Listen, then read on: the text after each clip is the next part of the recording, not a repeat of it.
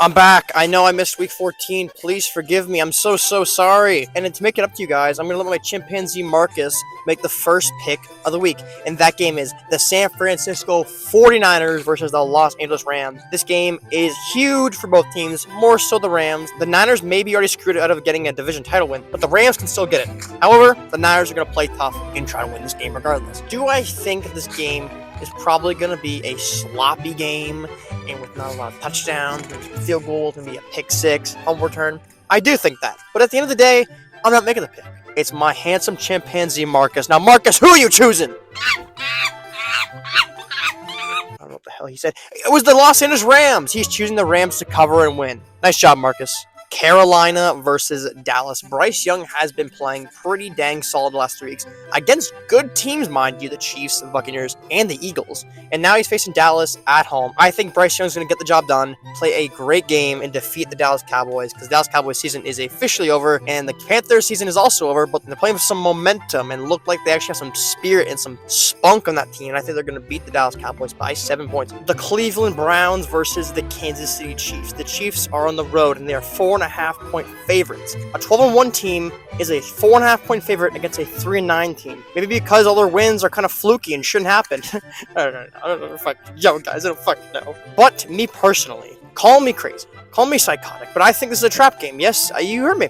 I think this is a trap game for the Cleveland Browns to win and stun the Kansas City Chiefs.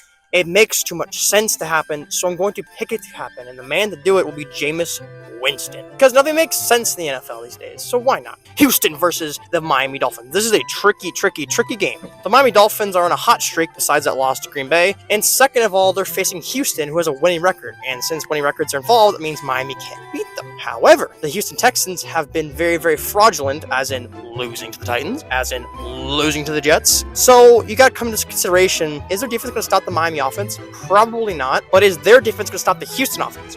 Probably not. It's a coin flip game, but I just gotta go with my gut, and I'll just say Houston wins, just because they're home and Miami can't win against the winning record team. So Houston wins by 3.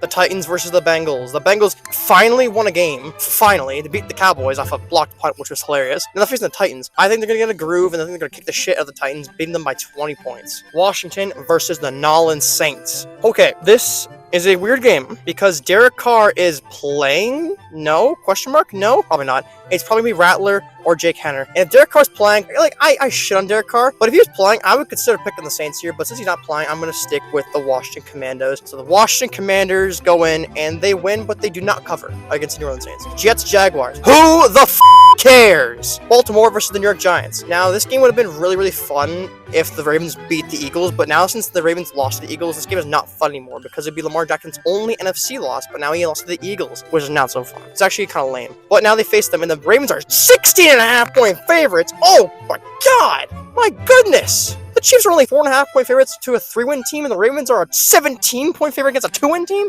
My god! I know the Giants suck, but I don't think it's gonna happen. Give me the Giants to cover that game. I'll say the Ravens won by 10, but 17? Hell no. Pittsburgh versus Philadelphia. It's basically in Pittsburgh's weather. They know this weather. They're like taking a 2-hour drive to Philadelphia. Philadelphia is 6-point favorites. Heck to the no. Give me the Pittsburgh Steelers to cover but lose against the Philadelphia Eagles. A fun matchup. The Indianapolis Colts versus the Denver Broncos. It is in Denver, which is a huge blow to the Colts because it'll be cold and it's mile high, and Matthew Richardson does get tired, so that's an issue. So it makes sense for the Denver Broncos to win, but I'm going to be the wild card here and just take the Colts to win, because I feel like it's one of those games where a team is favored to lose and they shouldn't win. They're not home, but they just win. It's one of those games, and I just got a feeling, I got a feeling, you know what I mean?